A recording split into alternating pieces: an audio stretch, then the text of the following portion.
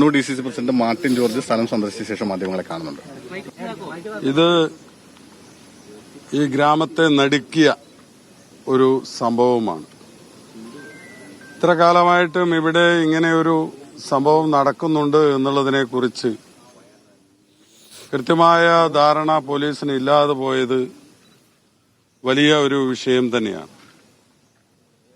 ഇത് കൃത്യമായ അന്വേഷണം നടത്തി ഇതിന്റെ ഉൽപാദകർ എന്തിനു വേണ്ടിയാണ് ഇത് നിർമ്മിക്കുന്നത് എന്നുള്ളതിനെക്കുറിച്ച് വ്യക്തമായി അന്വേഷിച്ച് കണ്ടെത്തുകയും അവർക്കെതിരെ നടപടിയെടുക്കുകയും വേണം.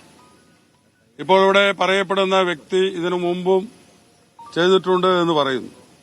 അങ്ങനെയാണെങ്കിൽ എന്തിനു വേണ്ടിയാണ് ഇത്തരം കാര്യങ്ങൾ ഈ നിർമ്മാണ പ്രവൃത്തികൾ നടത്തുന്നത് എന്നുള്ളത് അറിയേണ്ടതായിട്ടുണ്ട്.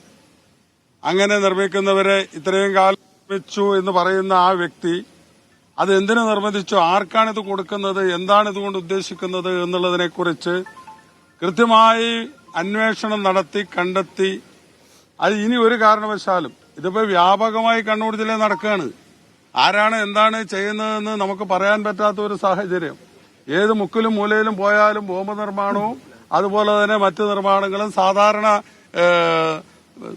ഇത് കണ്ണൂർ DCC അധ്യക്ഷനാണ് ഇപ്പോൾ മാധ്യമങ്ങളോട് സംസാരിക്കുന്നത്. ഇത് സ്ഥിരമായി നടക്കുന്ന കാര്യമാണെങ്കിൽ എന്തുകൊണ്ട് അത് വളരെ പ്രധാനപ്പെട്ട പോയിന്റ് കൂടിയാണ്. കാരണം ഇത്തരത്തിലൊരു പ്രവൃത്തി അവിടെ നടന്നിട്ട് ജനപ്രതിനിധികളോ പോലീസോ ഒന്നും ഇതിനെക്കുറിച്ച് യാതൊരു ഐഡിയയുമില്ല, പ്രദേശവാസികൾക്ക് പോലും ഇതിനെക്കുറിച്ച് അറിയില്ല എന്ന് പറയുന്നതിൽ തന്നെ ഒരു ദുരൂഹതയുണ്ട്. എന്തുകൊണ്ട് അങ്ങനെ സംഭവിച്ചു എന്നത് അന്വേഷിക്കപ്പെടേണ്ടതാണ്. മറ്റൊന്ന്, ഈ കൊല്ലപ്പെട്ടതിലെ ദുരൂഹത അത് കിടക്കുന്ന അല്ലെങ്കിൽ ഉറങ്ങിക്കിടക്കുന്ന ആൾ കൊല്ലപ്പെട്ടു എന്നുള്ള തരത്തിലാണ് അവിടെ കാണാൻ സാധിച്ചതെന്ന് CPM ജില്ലാ സെക്രട്ടറിയും പ്രതികരിച്ചു.